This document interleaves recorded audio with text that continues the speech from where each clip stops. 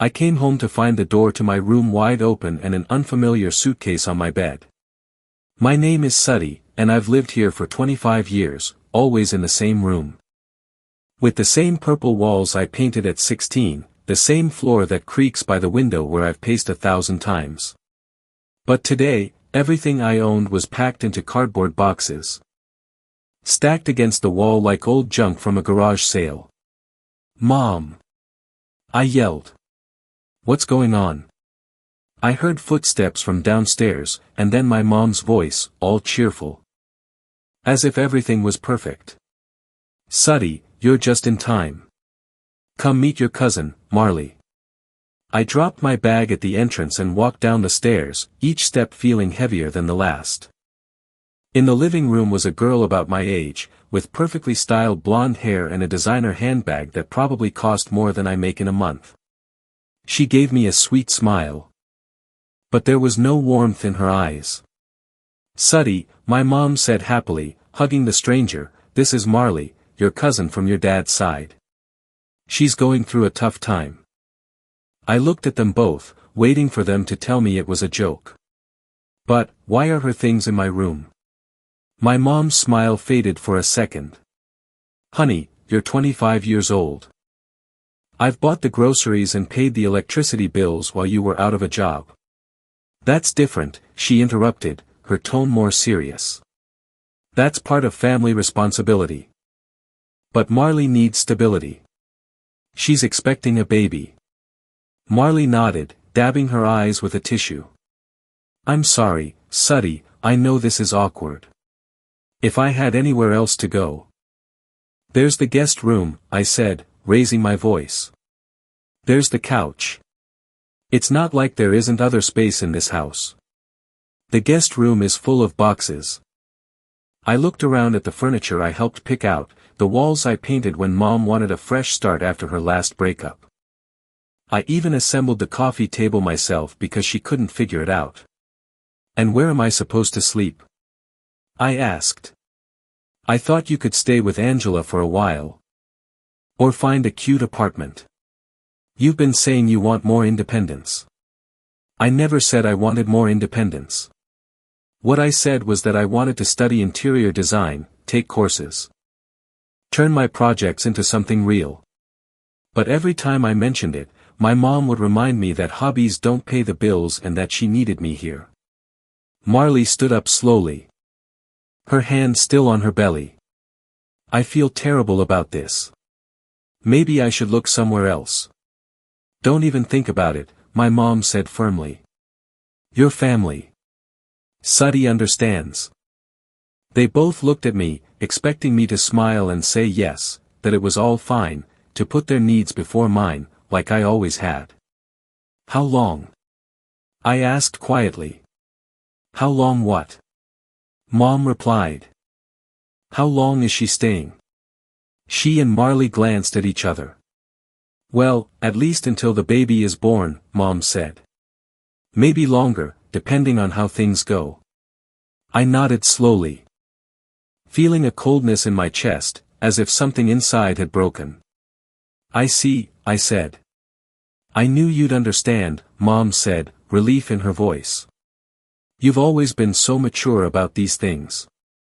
My mood boards with ideas for the business I wanted to start. All packed up and pushed aside as if it didn't matter. All for someone I didn't even know until today. That night, I sat at my desk and wrote a letter. When I finished, I left it on my mom's nightstand while she slept. Then I loaded my car with as many boxes as would fit and left just as the sun was rising. In the rearview mirror, I watched the house get smaller until it disappeared. "They'll see," I told myself, tears in my eyes. "They're all going to see." The place I found was a micro-apartment. Almost a closet with a window. 47 square feet in a converted warehouse 2 towns over, sandwiched between a tattoo parlor and a 24-hour laundromat. The ad called it cozy and perfect for a minimalist lifestyle. The truth was, it was the cheapest thing I could find that I could afford without having to go back home. "Is this all of it?"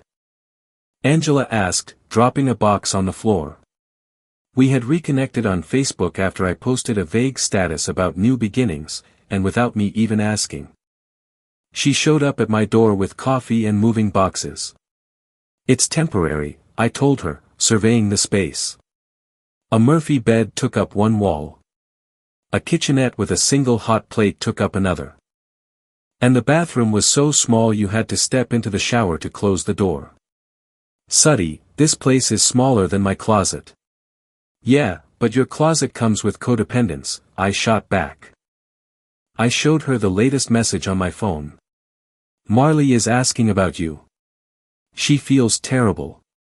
Can we please just talk?" "I'm done being the family doormat," I said firmly. Angela pulled one of my portfolios from a box. "You know, I always wondered why you never did anything with this.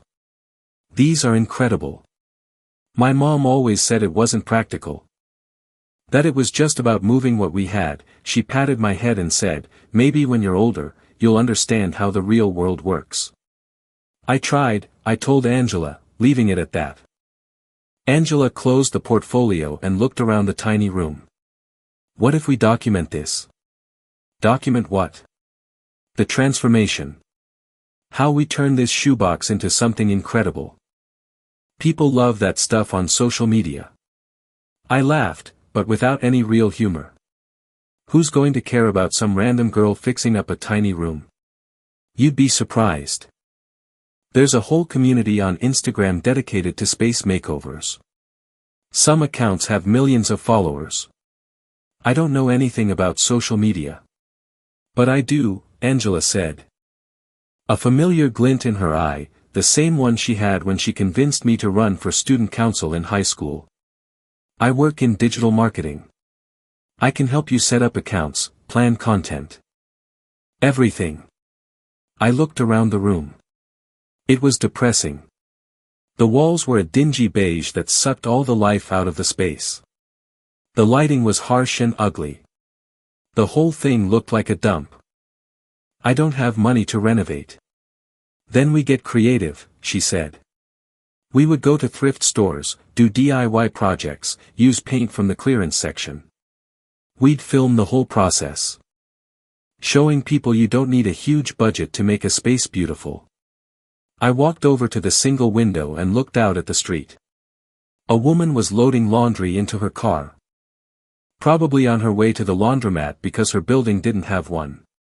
A guy with paint-splattered clothes was opening the tattoo studio. Normal people, living their lives as best they could. What would you call the account? I don't know. Something catchy. Micro makeover, maybe. Small space, big dreams. Angela came and stood beside me at the window. "We'll figure it out." My phone buzzed. Another text from my mom. "Please come back. We can fix this." I put the phone face down on the windowsill. "Okay," I said to Angela. "Let's do it." Angela beamed. "Okay. But I want to do it right. Like you said, something professional." "Deal. When do we start?" I looked at the space again, but this time, I didn't see a sad little room. I saw potential. Clean lines, clever storage solutions, colors that would make the room feel twice as big. I saw the kind of transformation that makes people stop scrolling and watch. "Tomorrow," I said. "We start tomorrow." That night, I lay on the Murphy bed, listening to the city sounds through the window. For the first time in weeks, I wasn't thinking about my mom, or Marley. Or the room that was no longer mine. I was thinking about what was next. 3 weeks after we started documenting the transformation of my microloft, my Instagram account had 47 followers. You just need one post to go viral. I was touching up the forest green accent wall I'd painted. I had mixed the color myself from leftover clearance paint. The whole project had cost me less than $200, but it honestly looked like it was out of a magazine. "What if we try TikTok?" I suggested to Angela, stepping back to admire the wall. "It looks perfect." My phone buzzed. It was a direct message. I was about to ignore it, since it was usually spam or people selling fake followers, but something made me open it. Hi. I saw the transformation of your microloft and I love it. I was wondering if you'd be interested in a collaboration. I have a space that could use your magic. Joseph. I showed the message to Angela. Who's Joseph? She grabbed my phone and went to his profile. Her eyes went wide. Suddy, that's Joseph Hilton, the singer. He has like 3 million followers. I had no idea who he was. Don't you know that breakup song that was everywhere last year? He's huge on social media. She kept scrolling through his profile. And look at his house. It's massive, but it has zero soul. It looks like a hotel. The photos showed a giant, modern house with floor-to-ceiling windows and expensive furniture, but it was cold. As if no one actually lived there. He wants you to redesign his house. Angela said, practically bouncing with excitement. He wants to collaborate. That could mean anything from one room to the whole place. And if he posts about your work. I took the phone and stared at the message. What if I mess it up? What if you don't? Angela said. So I replied, Hi Joseph. Thanks for reaching out. I'd love to hear more about what you have in mind. His reply came in minutes. Do you have time for a call tomorrow? I've been in this house for 2 years and it still doesn't feel like a home. I think you could change that. The next day, I was standing in front of his house, trying not to hyperventilate. It was even more imposing in person, all glass, steel, and a perfect garden that probably cost more than I'd ever earned. Joseph answered the door himself, which surprised me. He was shorter than I imagined, with kind eyes and paint-stained fingers.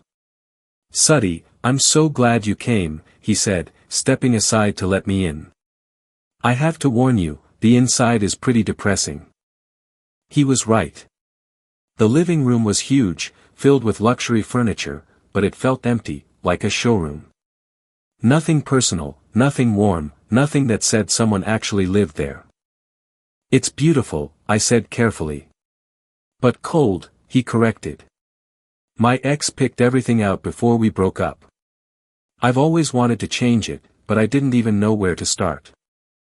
I walked around the space, taking photos and notes. What do you actually like? What makes you feel at home? Honestly. Your little micro-apartment in those photos looked more like a home than this place. We spent about 2 hours touring the house. He showed me his music room. Which was the only space that actually felt like him. Guitars everywhere, notebooks open on the desk, paintings by local artists on the walls. This is you, I told him. This vibe. This creativity, we need to bring this same energy to the rest of the house.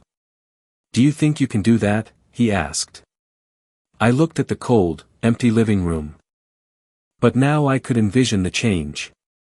Warm textures, personal art, furniture arranged for conversation, not just for show. Yes, I can, I said. But I have one condition. Name it. I want to document the entire process, before, during, and after. And when we're done, you share it with your followers. Joseph smiled. Deal. When can you start? Tomorrow. He said to the camera. She's a magician. The change was stunning.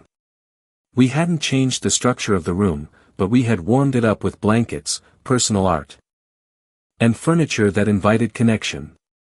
The space now felt like a real, stylish home. The best part, Joseph continued, is that she did it on an accessible budget.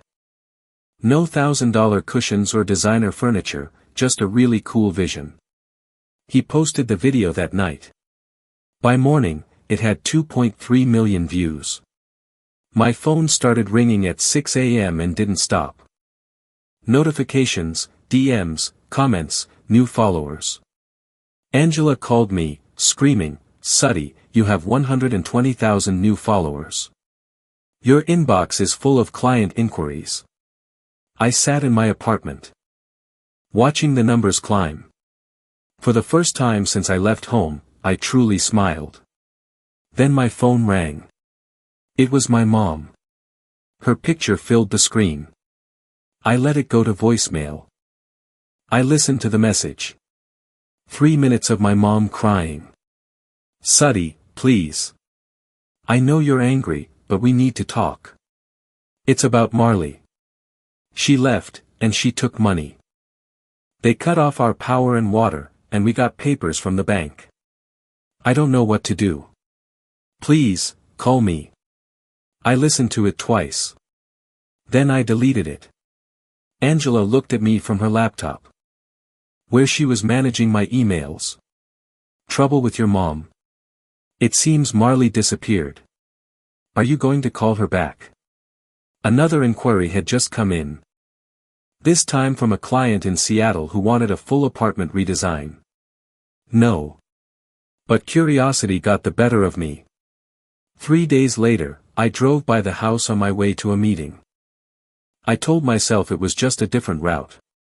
The lawn was dry and full of weeds. The paint on the porch was peeling, and there was a yellow notice taped to the door. I parked across the street and called Rylan, Marley's older sister. We'd been friends in high school before she moved to Portland. "Suddy. Oh my God.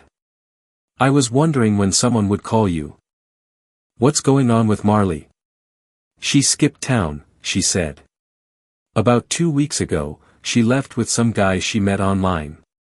Before she left, she emptied your mom's bank account." "How much did she take?" "About $3,000. Plus she maxed out her credit cards. Your poor mom had no idea until the bills came." A neighbor walked by the house, shaking his head at the dead lawn.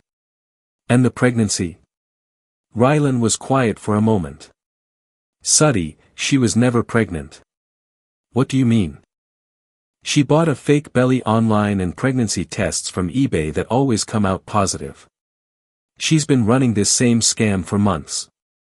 She pulled it on an ex's family in Oregon and some cousins in Nevada, too." The yellow notice fluttered in the wind. "Are you telling me she faked being pregnant just to get my room?" I hung up the phone and sat in my car, staring at the house where I grew up. The house I helped pay for. The house where my mom chose a stranger over me, her own daughter. My phone rang. It was my mom again. This time, I answered.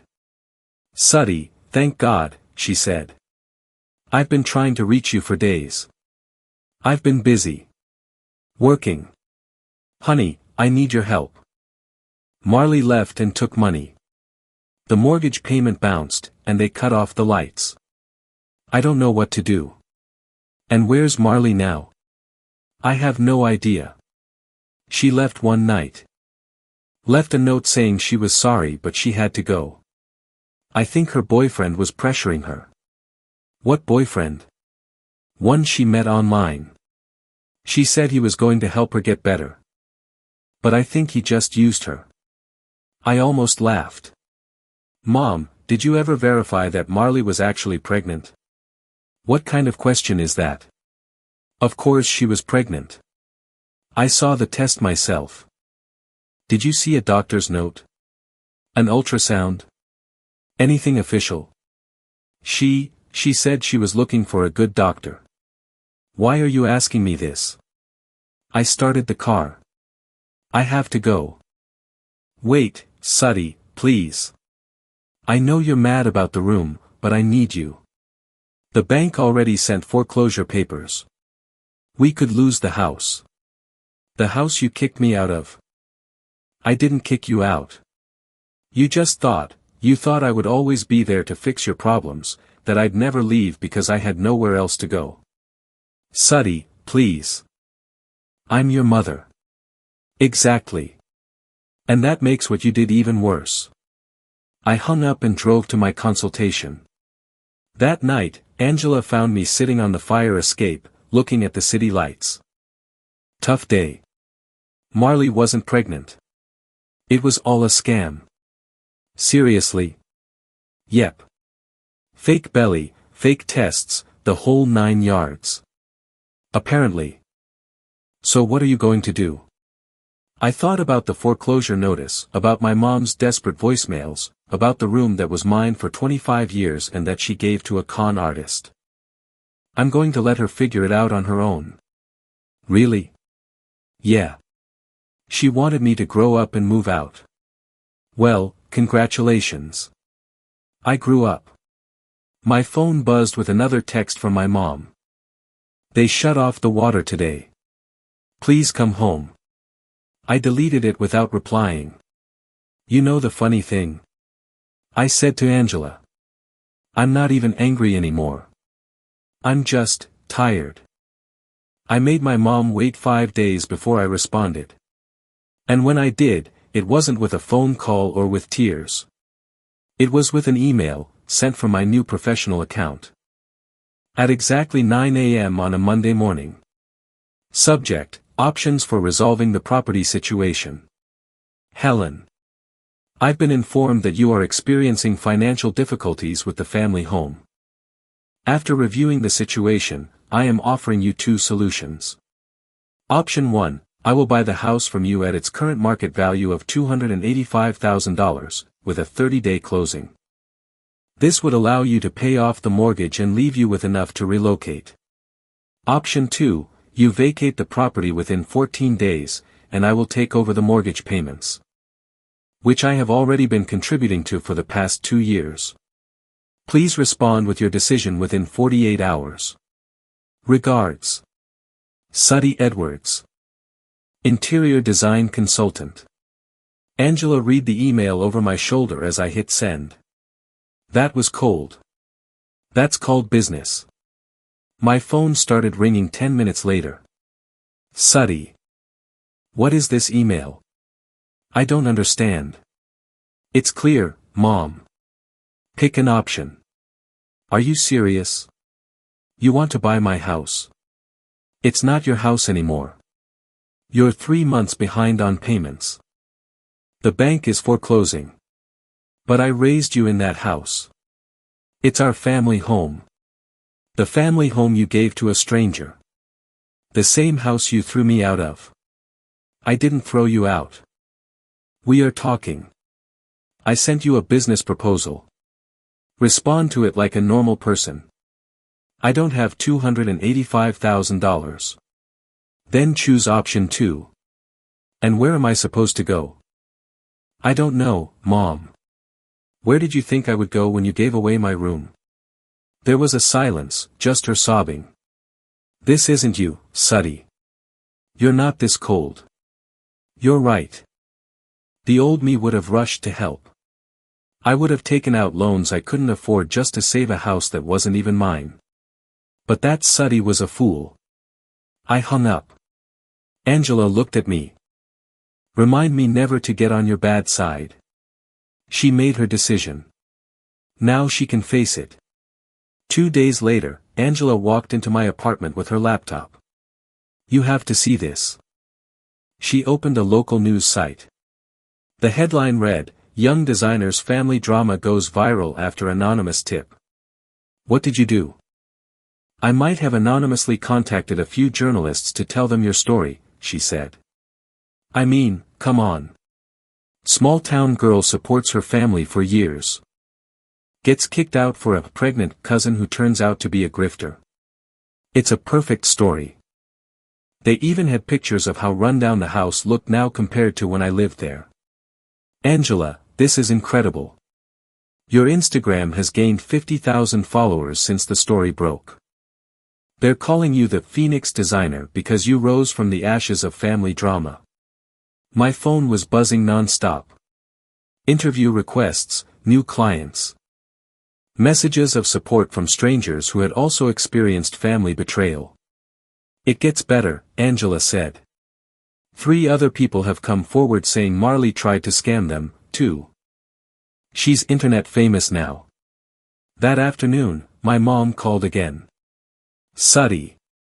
The reporters are calling me. Someone told them about Marley and the pregnancy. And people are saying horrible things about me online. What kind of things? That I'm a bad mother, that I chose a con artist over my own daughter. They're calling me selfish and manipulative. And that's all you have to say? What do you want me to say, Mom? That they're wrong? Yes. I want you to tell them it's not true. But it is true. There was a dead silence. I never wanted this to happen, she whispered. But it did. And now you have to face the consequences. Please, Suddy. Come home and we'll fix this. I am home. This is my home now. That tiny little apartment is barely a home. It's more of a home than the house you kicked me out of. At least here. What? She showed up this morning with another boyfriend. She says she wants to make things right. She's asking for you. I looked over at Angela, who was watching me with raised eyebrows. Tell her I send my regards, I said, and hung up. Angela grinned. This is going to get good, isn't it? I smiled back. Oh yes. It's going to get very good. On Saturday morning, I showed up at the house. I was wearing a chic blazer, a leather handbag, my hair and makeup done perfectly. I looked like a successful woman, and I wanted them to see it. My mom answered the door. She looked like she hadn't slept in days. Her eyes widened when she saw me. Suddy, you look different. I look successful. May I come in? I walked into the living room. I owe you a huge apology. You sure do. I know it was awkward, me taking your room, but I was just so desperate. The pregnancy hormones were making me so sensitive. Stop acting, Marley. I know you were never pregnant. Her smile vanished. What are you talking about? I took out my phone and showed her a screenshot of the news article. Rylan told me everything. The fake belly. She replied quickly. Marley, I said calmly, I have proof of your online purchases. The fake belly from Amazon, the positive pregnancy tests from eBay. Even the fake ultrasound photos from Etsy. My mom sank into a chair. What are you talking about? I opened my portfolio and laid out screenshots, receipts, purchase confirmations. And even product reviews Marley had left. Your niece has been scamming families. She tells them she's pregnant, moves in, and then robs them. Marley's face turned red. That's not true. You can't prove anything. Oh, but I can. I hired a private investigator. Would you like to see the report? The boyfriend shot to his feet. Marley, what the hell? Don't listen to her. Marley, is this true? My mom asked. Helen, you know me. Do you really think I would do something like that? Yes, I said bluntly. You would, and you did. To my mom. $49.99 plus shipping. You weren't pregnant. No, I replied. My mom looked at me, her eyes filled with tears. Suddy, I am so sorry. I had no idea. You didn't want to have an idea. You believed her because it was easier than facing the truth. What truth? That you chose a stranger over your own daughter. That you threw away 25 years with me because someone showed up with a sad story. Marley came back inside, her makeup streaked with tears. Suddy, please, don't do this. I can pay your mom back. I just need time. With what money? You don't have a job and your boyfriend just left. I'll get one. I'll fix this. I closed my bag and stood up. No, you're not fixing anything anymore. The bank agreed because I have a steady income and good credit. My mom went pale. What? I told you I wanted to buy the house.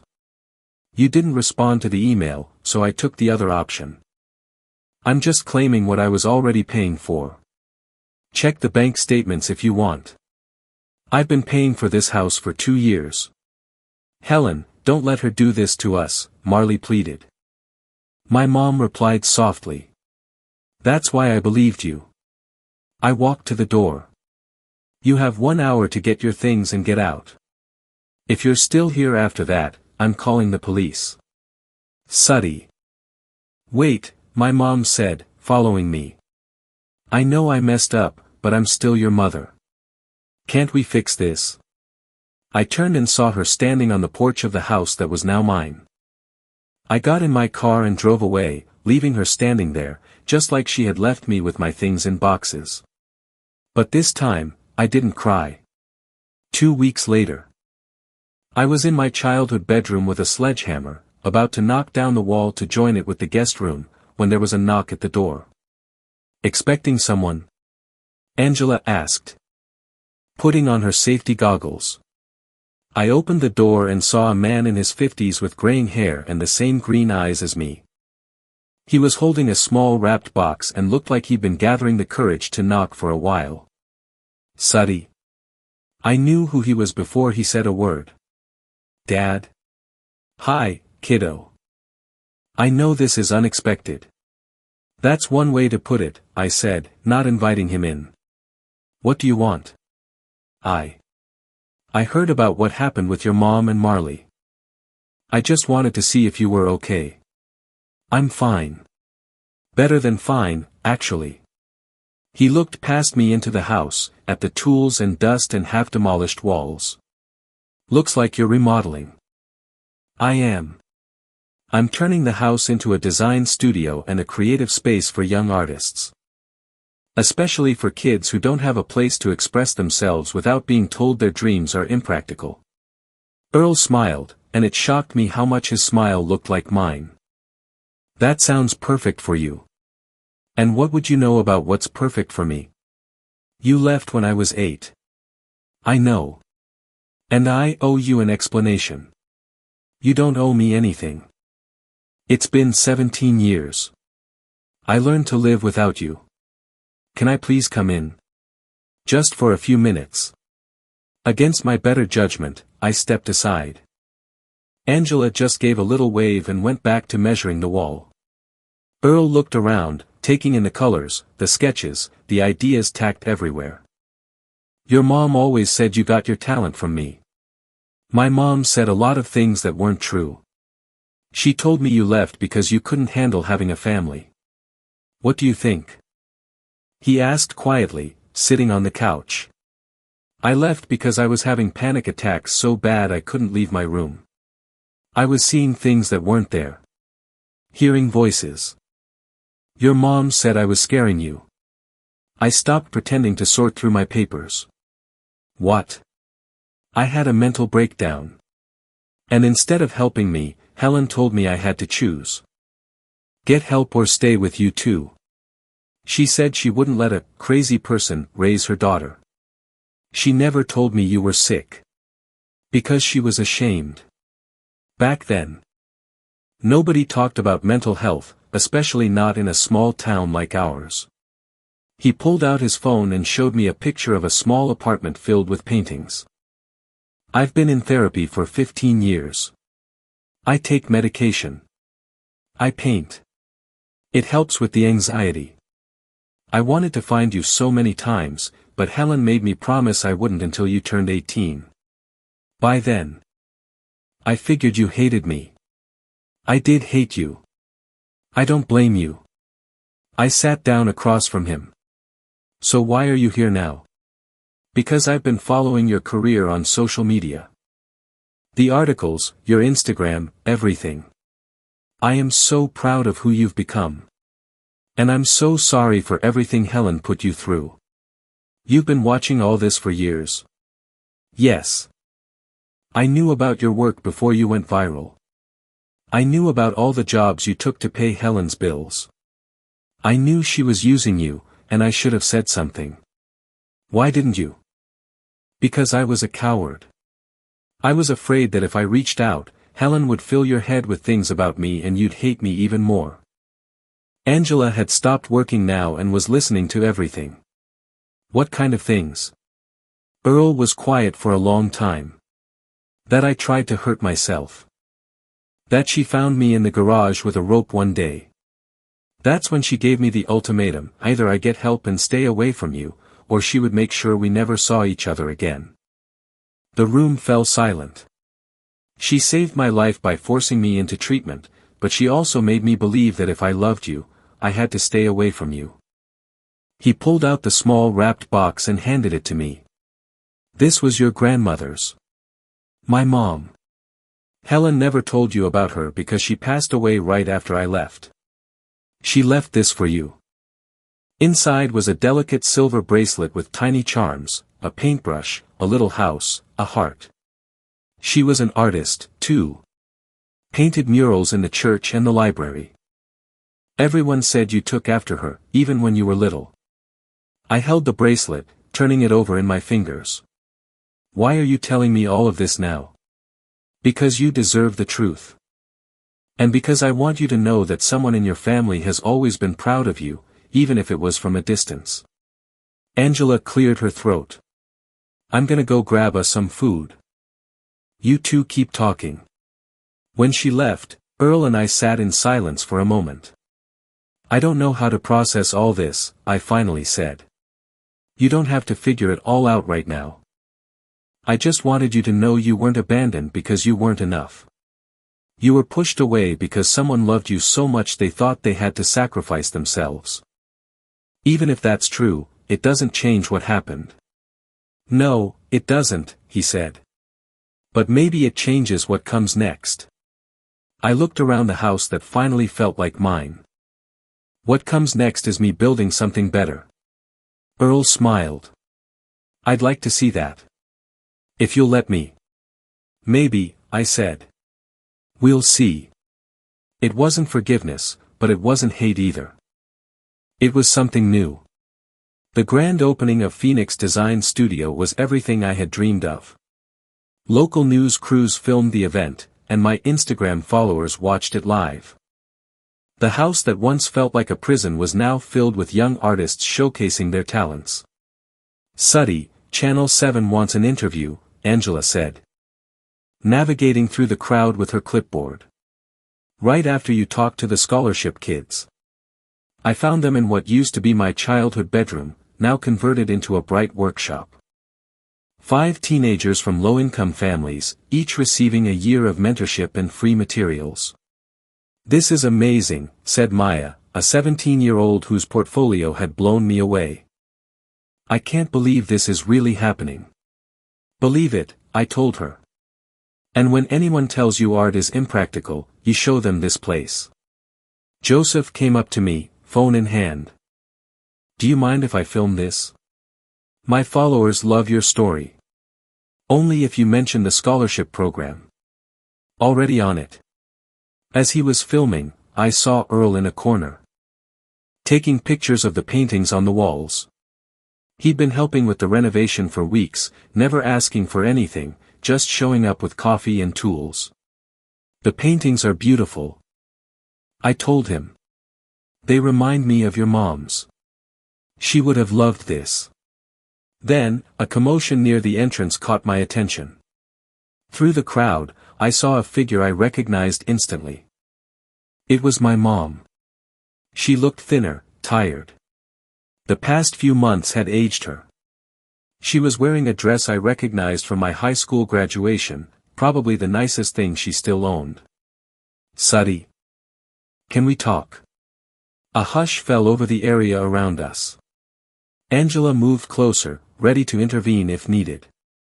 We're in the middle of an event, Mom. I know. I wanted to see what you did with the house. She looked around, her eyes wide. The walls I'd knocked down had opened up the space, and natural light poured in through new windows. The kitchen was now a supply station for the artists. It's beautiful, she said softly. It's everything you always said you could do. What do you want? I want to apologize. For real. Not just saying I'm sorry because I need something. I was wrong. About everything. About Marley, about your dreams, about treating you like you owed me your life just because I raised you. A reporter with a camera was inching closer, eager to capture the drama. Not here, I said, and led my mom to the back patio. Away from the crowd, she started to cry. I lost the apartment. I'm staying with my sister in Phoenix. She's charging me rent and making me do chores like I'm a teenager again. I'm sorry to hear that. Are you? Really? I thought for a moment. Yes. I don't want you to be homeless or to suffer. But I also don't want to be the one to fix it for you. I know, she said. I get that now. She wiped her tears. I saw the news about the studio, the scholarships. You're helping kids who are like you. I'm helping kids who have families that believe in them. That makes a difference. My mom looked down and nodded. I failed you. I see that now. You didn't fail me. You just made a lot of bad choices, over and over again. Can I ask you something? If I had supported you from the beginning, do you think things would have been different? I looked through the window into the studio. The kids were excitedly planning their projects. Angela was probably organizing media interviews. Maybe. But then I wouldn't have learned that I could do it without asking for anyone's permission. I'm proud of you. I know. We stood in silence, watching Earl help one of the kids hang a painting. Is that your dad? Yes. He looks, well. He is. He got the help he needed. My mom sighed. Yes, you did. Angela appeared at the door. Suddy, the mayor wants to give you the key to the city. I'll be right there, I said. I turned back to Mom. I have to go. I know. The mayor was giving a speech about young entrepreneurs and community support. The cameras rolled as she handed me a giant ceremonial key. Any message for our viewers at home? A reporter asked. I looked around at everything I had built from scratch. At the young people who would now have opportunities one never had. At the friends who believed in me when my own family didn't. But it wasn't the kind that destroys. It was the kind that builds something beautiful from the things others threw away.